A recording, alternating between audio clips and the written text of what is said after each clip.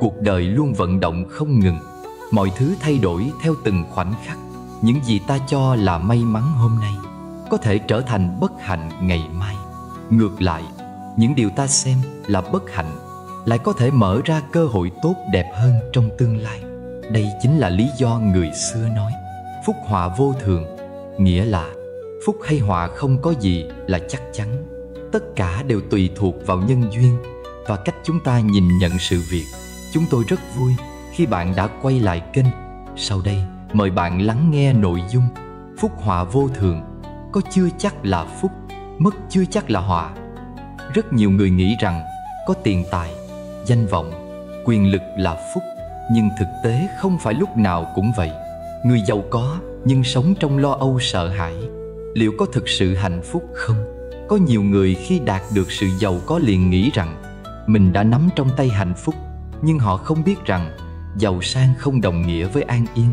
Khi tài sản ngày một nhiều lên, họ lại càng sợ mất đi, sợ bị người khác lợi dụng, sợ bị phản bội, sợ bị kẻ xấu hãm hại.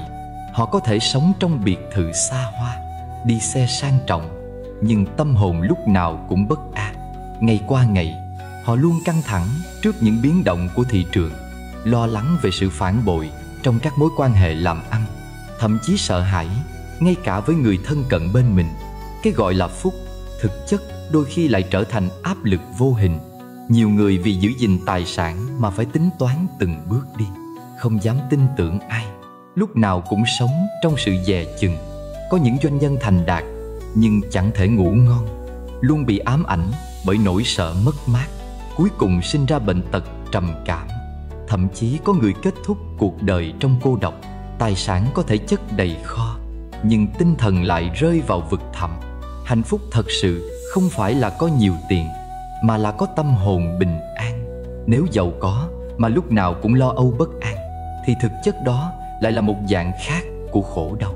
Người giàu mà không biết tận hưởng cuộc sống, không biết chia sẻ, không tìm thấy sự bình yên trong lòng, thì dù có bao nhiêu của cải cũng không thể cảm nhận được hạnh phúc thực sự.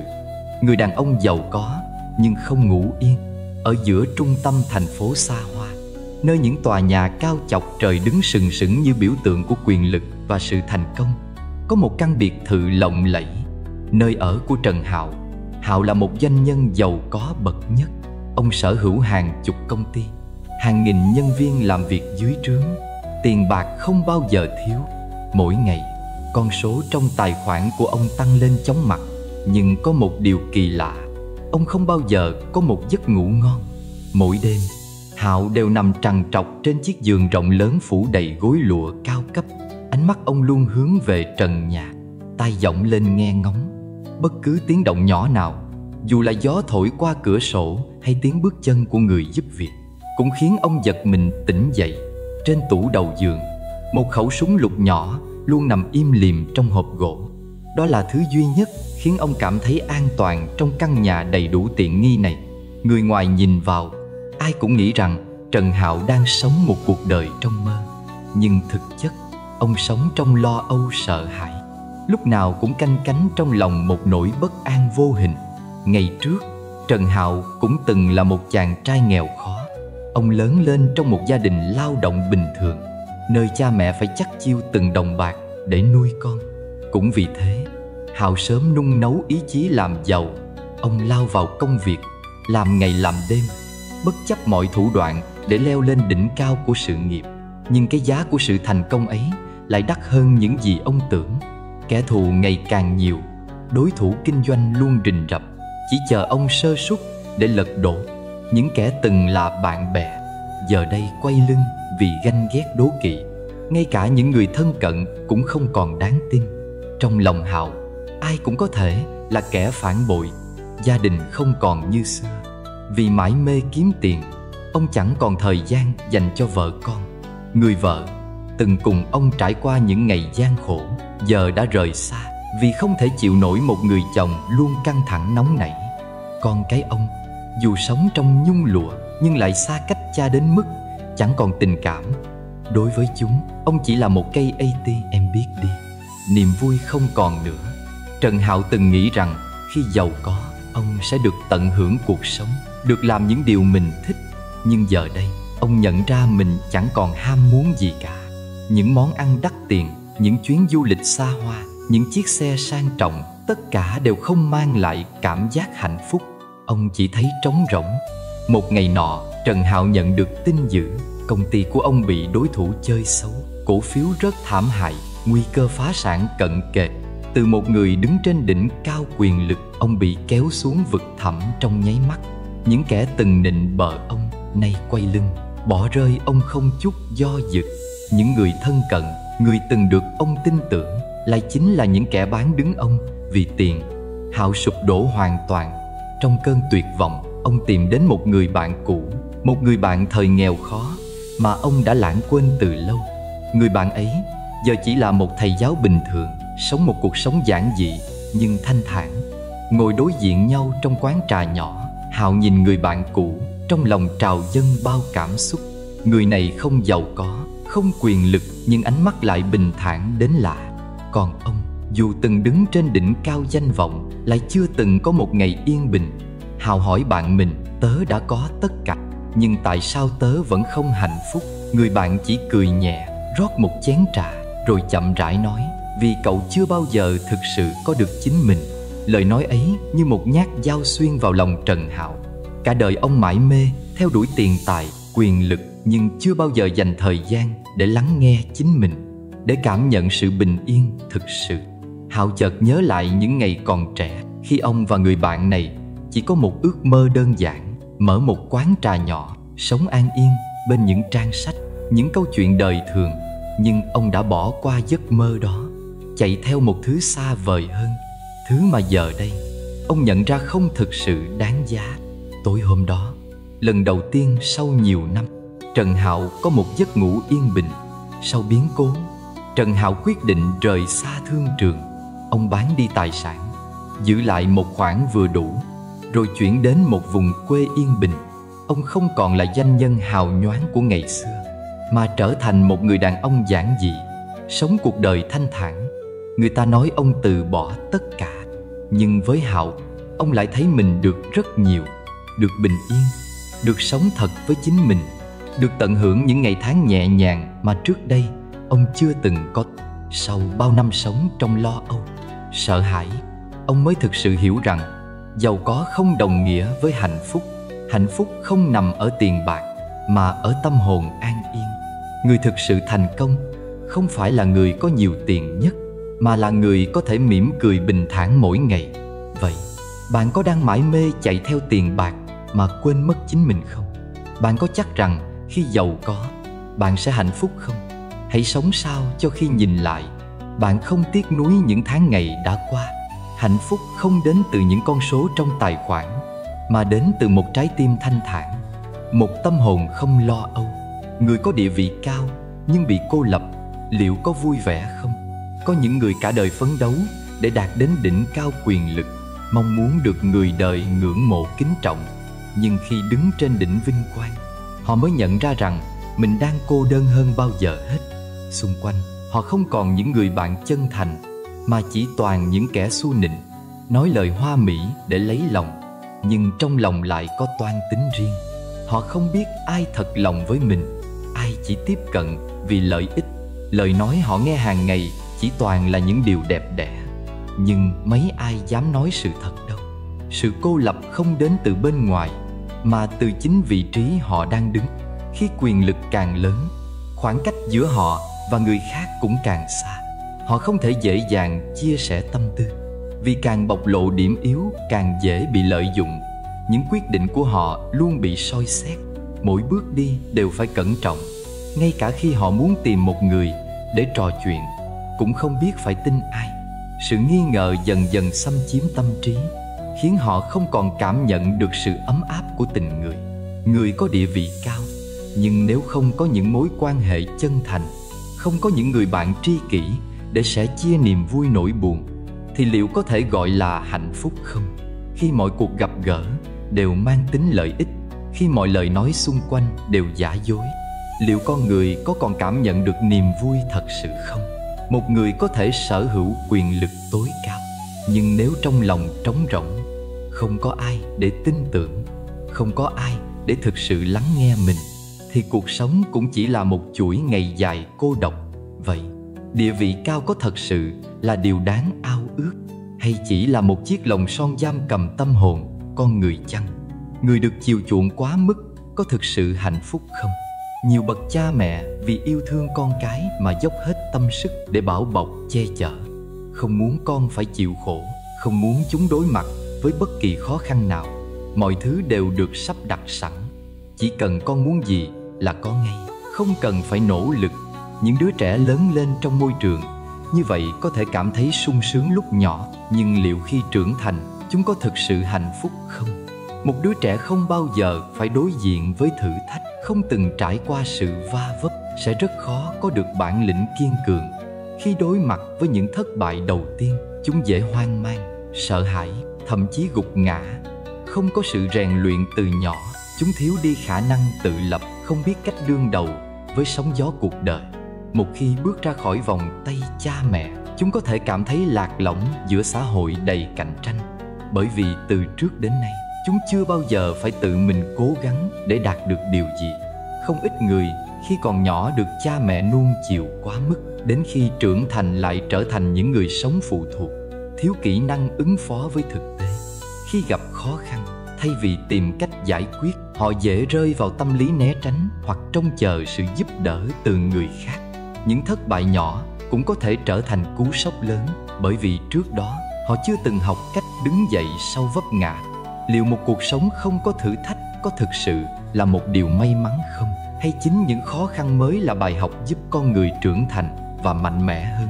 Những đứa trẻ lớn lên trong sự bảo bọc quá mức có thể cảm thấy an toàn trong một thời gian ngắn, nhưng về lâu dài, sự thiếu kỹ năng đối diện với thực tế có thể khiến chúng trở thành nạn nhân của chính sự nuông chiều ấy. Hạnh phúc không nằm ở việc tránh né khó khăn, mà là ở khả năng đương đầu với nó. Một đứa trẻ được dạy cách tự lập, cách chịu trách nhiệm với cuộc sống của mình sẽ có cơ hội lớn hơn để thực sự hạnh phúc và thành công. Còn một đứa trẻ luôn được bao bọc, dù có lớn lên trong nhung lụa, nhưng nếu không thể tự đứng vững trước những sóng gió của cuộc đời, thì liệu đó có còn được gọi là hạnh phúc không? Câu chuyện bi kịch của người được chiều chuộng quá mức. Trong một khu biệt thự xa hoa bậc nhất thành phố, nơi những cánh cổng sắt nặng nề tách biệt thế giới bên ngoài, cuộc sống của Ngọc Anh là một cô gái mà ai cũng phải ghen tị. Từ nhỏ, Ngọc Anh đã là công chúa trong mắt bố mẹ. Cô sinh ra trong một gia đình giàu có, với cha là một doanh nhân thành đạt, mẹ là một nhà thiết kế danh tiếng. Mọi thứ cô muốn đều được đáp ứng ngay lập tức. Nếu cô thích một chiếc váy, người giúp việc sẽ chạy đi mua về trong vài giờ. Nếu cô muốn một chuyến du lịch, vé máy bay hạng thương gia sẽ đặt ngay ngày hôm sau. Cô không cần phải nỗ lực, không cần phải đấu tranh, chỉ cần mở miệng là có cả thế giới phục vụ. Ai cũng nghĩ rằng Ngọc Anh là người hạnh phúc nhất trên đời. Nhưng thực sự có phải vậy không? Từ khi còn nhỏ, Ngọc Anh đã được dạy rằng cô không cần làm gì cả, chỉ cần tận hưởng cuộc sống. Con gái của mẹ không cần phải vất vả. Mẹ cô thường nói, chỉ cần con thích, bố sẽ mua cả thế giới cho con. Cha cô tự hào khẳng định. Và đúng như vậy, từ trường học đến bạn bè, từ thức ăn đến quần áo, tất cả đều được bố mẹ cô lựa chọn sẵn. Ngọc Anh chưa từng biết đến cảm giác đói, chưa từng lo lắng chuyện tiền bạc, chưa từng phải đối mặt với khó khăn. Nhưng cũng vì thế, cô chưa bao giờ học cách tự lập.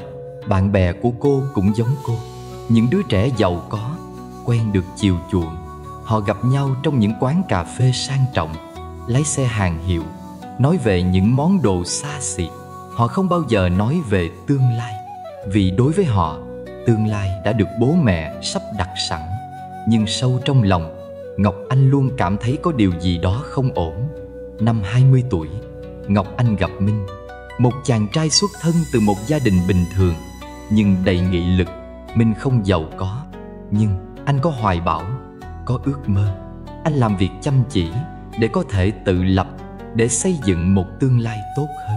Ngọc Anh yêu Minh, nhưng cô không hiểu được cách anh sống. Sao anh phải vất vả vậy? Chỉ cần nói với em có thể giúp anh. Cô đề nghị. Minh chỉ cười. Anh muốn tự đi trên đôi chân của mình. Nếu em cho anh mọi thứ, anh sẽ chẳng còn gì để cố gắng. Câu nói ấy khiến Ngọc Anh chạnh lòng. Cô chưa bao giờ nghĩ rằng có những người lại muốn vất vả. Đối với cô, cuộc sống là hưởng thụ, là không phải lo nghĩ. Tình yêu của họ nhanh chóng đi vào bế tắc.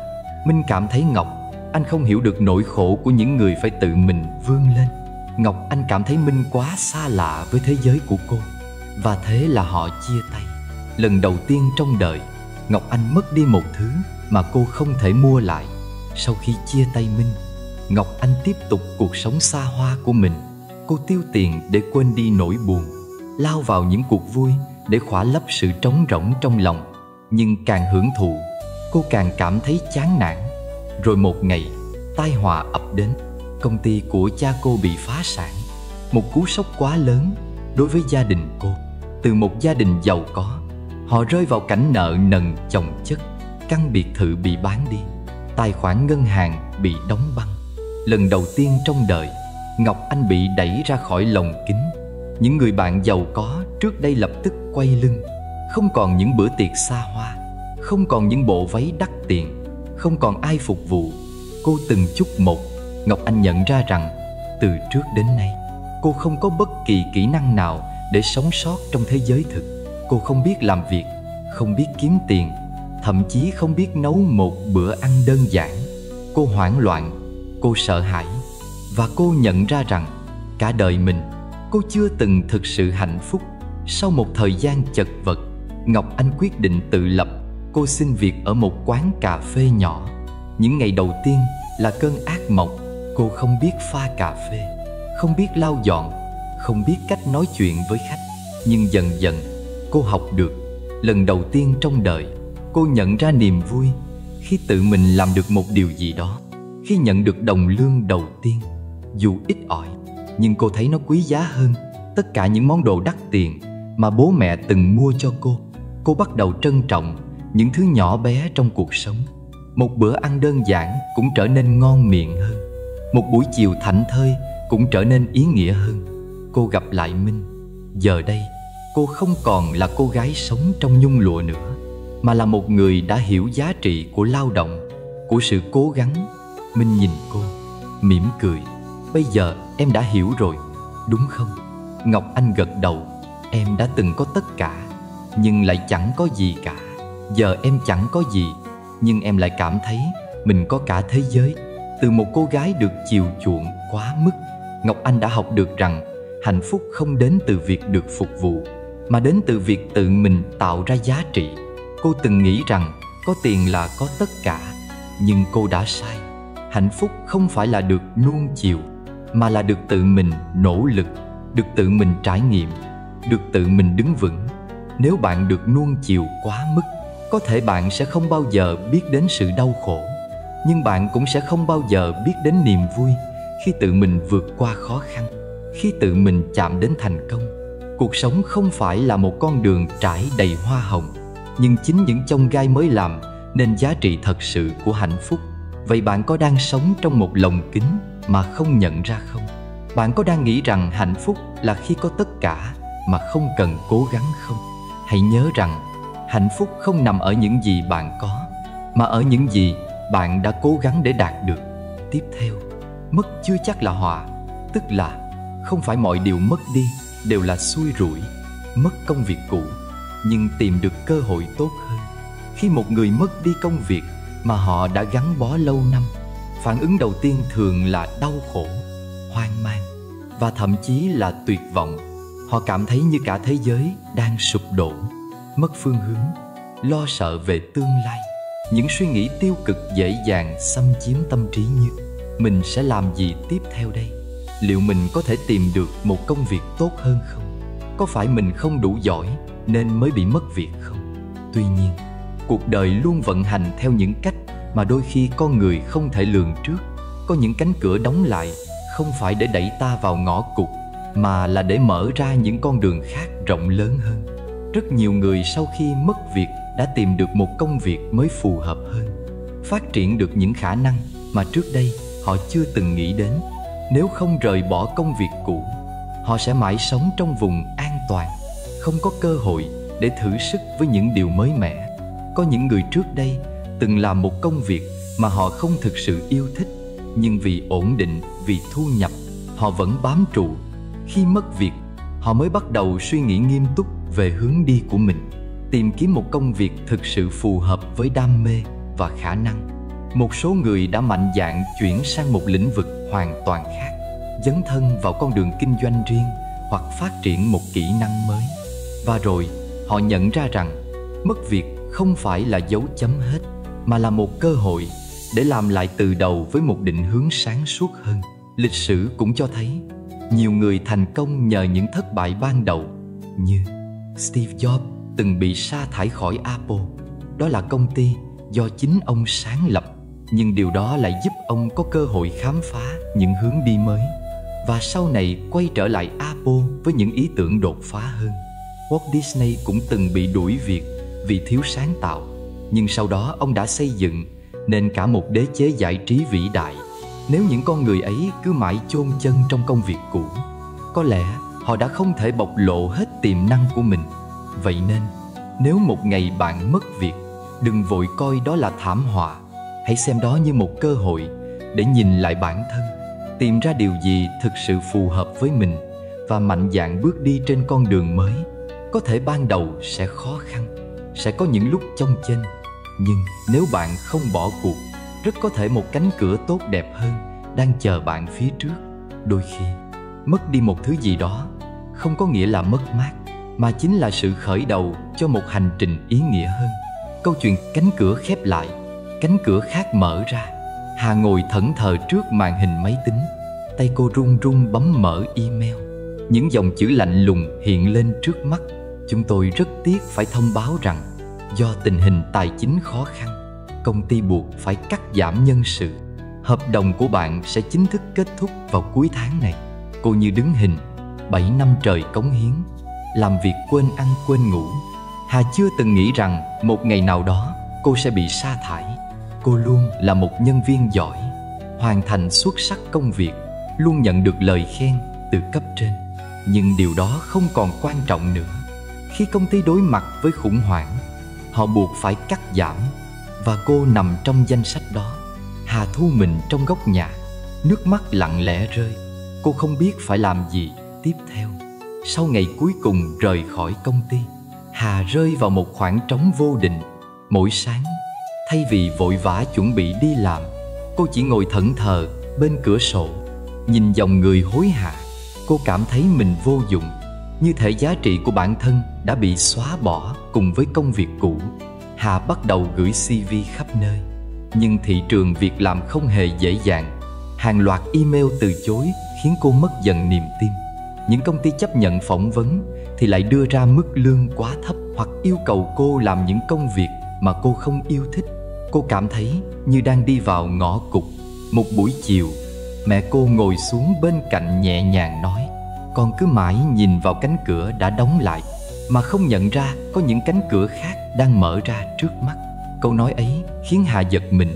Cô đã quá chìm trong nỗi tuyệt vọng mà quên mất rằng đây có thể không phải là kết thúc, mà là một khởi đầu mới.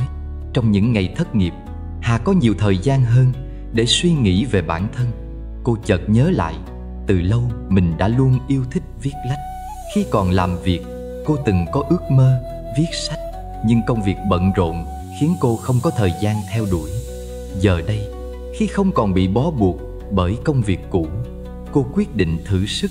Hà bắt đầu viết những bài blog về hành trình thất nghiệp của mình. Cô chia sẻ những cảm xúc chân thật nhất, những bài học mình rút ra. Cô không ngờ rằng bài viết của cô lại được nhiều người quan tâm. Nhiều độc giả đã nhắn tin cảm ơn, vì họ cũng đang ở trong hoàn cảnh giống cô và cảm thấy được an ủi khi đọc những lời cô viết. Một ngày nọ, một trang web về phát triển bản thân đã liên hệ với cô, mời cô viết bài cho họ với mức thù lao đáng kể. Hà không tin vào mắt mình. Lần đầu tiên, cô kiếm được tiền từ chính niềm đam mê của mình. Nhờ những bài viết chất lượng, Hà dần được nhiều tạp chí và công ty truyền thông chú ý. Một nhà xuất bản ngỏ lời Muốn cô viết một cuốn sách về chủ đề vượt qua khủng hoảng nghề nghiệp. Từng ngày trôi qua, cô nhận ra rằng mình không chỉ đơn giản là tìm được một công việc mới, mà còn tìm thấy một con đường hoàn toàn mới. Một con đường khiến cô thực sự hạnh phúc. Nếu ngày đó cô không mất việc, có lẽ cô vẫn sẽ mãi quẩn quanh trong guồng quay công việc, không bao giờ dám theo đuổi giấc mơ thật sự của mình. Giờ đây, cô hiểu rằng đôi khi mất mát chính là một cơ hội cải trang. Bạn có từng trải qua cảm giác mất mát như Hà không? Có thể bạn đang đau khổ vì mất một công việc, một mối quan hệ hay một điều gì đó quan trọng trong cuộc sống. Nhưng hãy nhớ rằng mọi cánh cửa đóng lại đều dẫn bạn đến một con đường mới. Mất mát không phải là dấu chấm hết, mà là cơ hội để bạn tìm thấy điều tốt đẹp hơn. Và nếu bạn đang cảm thấy lạc lối, hãy nhớ rằng cánh cửa hạnh phúc vẫn đang chờ bạn mở ra. Mất đi một mối quan hệ, nhưng tìm lại chính mình. Chia tay, đổ vỡ trong một mối quan hệ thường đi kèm với đau khổ, tiếc nuối và cảm giác mất mát. Khi một người từng là một phần quan trọng trong cuộc sống bỗng dưng biến mất, ta dễ rơi vào trạng thái hụt hẫng, cảm giác như mất đi một phần con người mình. Ta nhớ về những kỷ niệm cũ, băn khoăn không biết liệu mình có thể tìm thấy ai đó khác tốt hơn hay không. Đôi khi ta trách móc bản thân, cho rằng mình đã làm sai điều gì đó khiến mối quan hệ tan vỡ. Nhưng sự thật là không phải mối quan hệ nào cũng đáng để níu giữ. Có những tình yêu không mang lại hạnh phúc mà chỉ khiến ta mệt mỏi, dằn vặt. Có những mối quan hệ đầy đau khổ, nơi ta phải chịu đựng tổn thương, hy sinh bản thân nhưng không nhận lại được sự trân trọng. Khi còn trong cuộc, ta có thể không nhận ra hoặc cố tình lờ đi những dấu hiệu cho thấy ta đang đánh mất chính mình. Chỉ khi rời xa rồi, ta mới nhận ra rằng đó không phải là tình yêu mà là sự ràng buộc đầy đau đớn. Mất đi một mối quan hệ không phải là kết thúc, mà có thể là một sự giải thoát, là cơ hội để ta lấy lại tự do và tìm về chính mình. Khi không còn bị cuốn vào những cảm xúc tiêu cực, những tổn thương từ một mối quan hệ không lành mạnh, ta có thể dành thời gian để yêu thương bản thân, để hiểu mình thực sự cần gì và muốn gì. Đây cũng là lúc ta học cách trân trọng chính mình hơn, thay vì đặt hạnh phúc của mình vào tay người khác. Rất nhiều người sau khi bước ra khỏi một cuộc tình đầy nước mắt mới nhận ra rằng họ đã bỏ quên bản thân suốt một thời gian dài. Họ từng vì một ai đó mà thay đổi, chấp nhận những điều mình không thích, cố gắng làm hài lòng đối phương, nhưng rồi vẫn không được trân trọng. Và khi buông bỏ, họ có thể tìm lại con người thật của mình, theo đuổi những ước mơ sở thích mà trước đây họ từng từ bỏ. Có những người sau khi chia tay đã tìm được một người phù hợp hơn, một người thực sự yêu thương họ đúng nghĩa, không khiến họ phải đau khổ hay đánh mất bản thân. Nhưng cũng có những người không cần một ai khác, vẫn có thể sống hạnh phúc bằng chính nội lực và sự trưởng thành mà họ có được sau những tổn thương. Vậy nên, nếu một mối quan hệ kết thúc, đừng quá bi lụy hay dằn vặt. Hãy coi đó là một cơ hội để làm mới chính mình, để bước sang một trang khác trong cuộc đời, nơi bạn có thể sống hạnh phúc hơn, tự do hơn và yêu thương chính mình nhiều hơn. Vì đôi khi, mất đi một người không phải là mất tất cả, mà chính là tìm lại những điều quý giá mà bạn đã vô tình bỏ quên trong những tháng ngày cũ. Gặp khó khăn, nhưng nhờ đó mà mạnh mẽ hơn. Cuộc đời không phải lúc nào cũng là một con đường bằng phẳng. Sẽ có những lúc ta phải đối diện với khó khăn, thất bại, thậm chí là mất mát, đau đớn. Những thử thách ấy có thể khiến ta gục ngã, khiến ta hoài nghi về bản thân, về cuộc sống. Nhưng chính những giây phút tưởng chừng như tồi tệ nhất ấy là những bài học quý giá giúp ta trưởng thành và kiên cường hơn. Nếu cuộc đời lúc nào cũng thuận lợi, con người sẽ trở nên yếu đuối. Một người chưa từng trải qua khó khăn, chưa từng phải đấu tranh để đạt được điều gì đó, thì rất dễ sụp đổ khi gặp biến cố đầu tiên. Cũng giống như một cái cây được trồng trong điều kiện thuận lợi, luôn được che chắn khỏi gió bão, thì bộ rễ của nó sẽ yếu ớt, không thể bám sâu vào lòng đất. Ngược lại, một cái cây phải đối diện với mưa gió, phải vươn mình để sinh tồn, sẽ có một bộ rễ mạnh mẽ, có thể đứng vững trước mọi thử thách của thiên nhiên. Những người đã từng trải qua khó khăn, mất mát thường có một ý chí mạnh mẽ hơn. Họ hiểu rằng cuộc sống không bao giờ là dễ dàng, nhưng nếu biết cách đứng lên sau mỗi lần vấp ngã, họ sẽ trở nên cứng cỏi hơn. Họ không còn dễ dàng gục ngã trước những thất bại nhỏ nhặt, không còn hoảng loạn khi đối diện với nghịch cảnh. Họ học được cách chấp nhận thực tại, tìm ra hướng đi mới.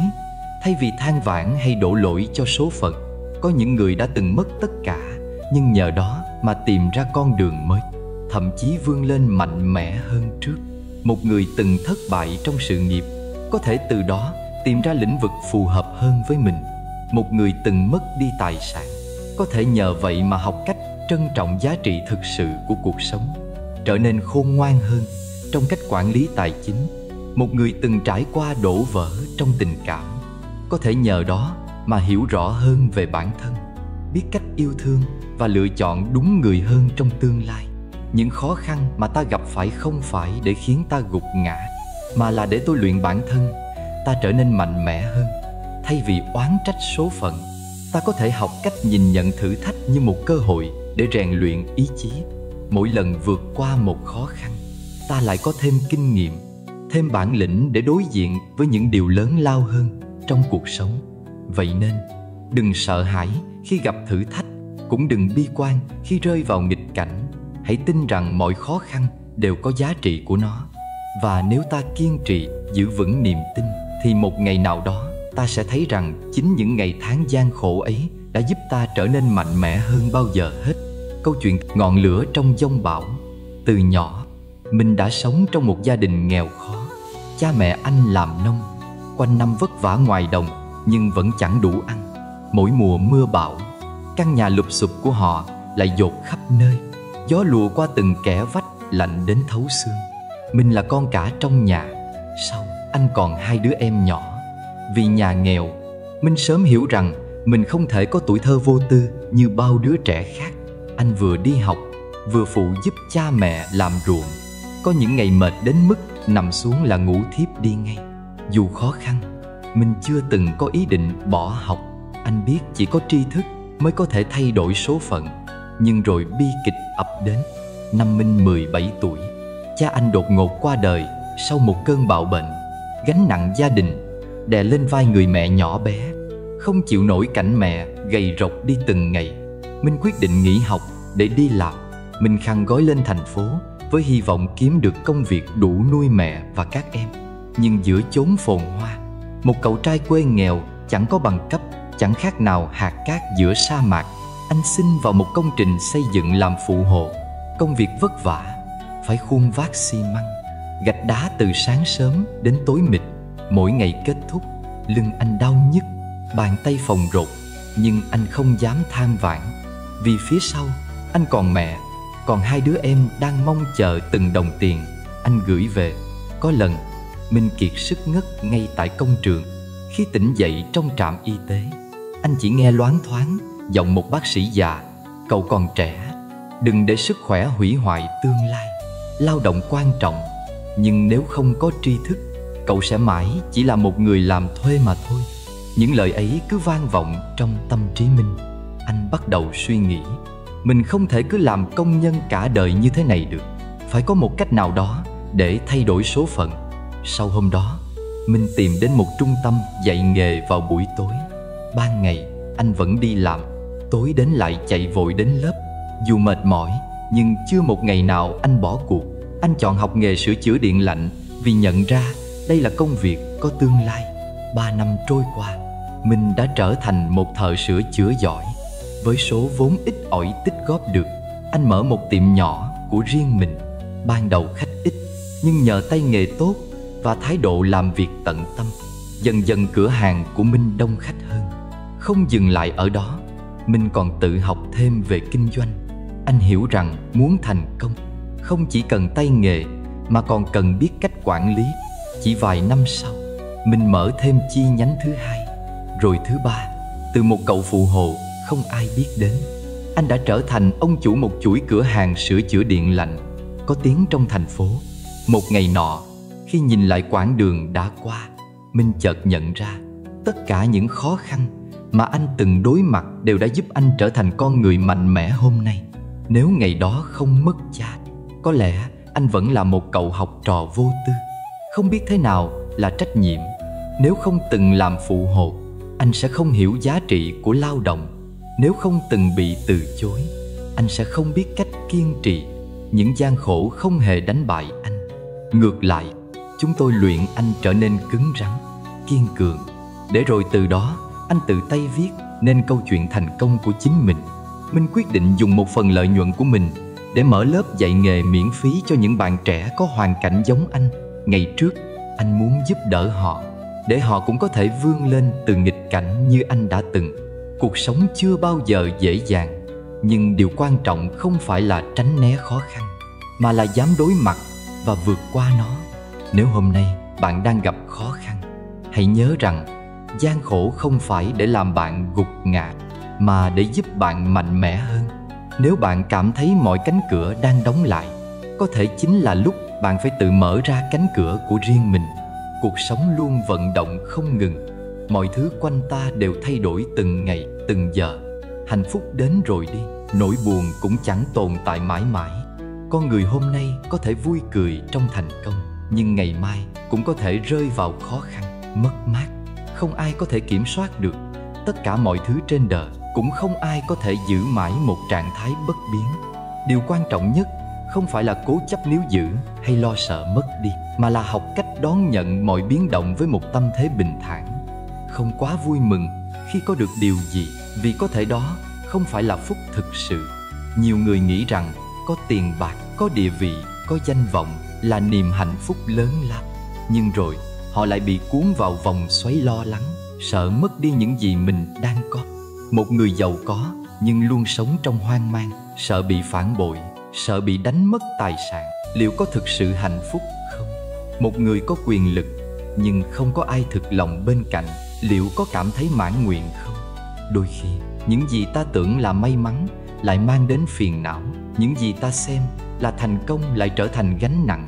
Không quá đau khổ khi mất đi điều gì, vì có thể đó là cơ hội để ta tìm thấy điều tốt đẹp hơn.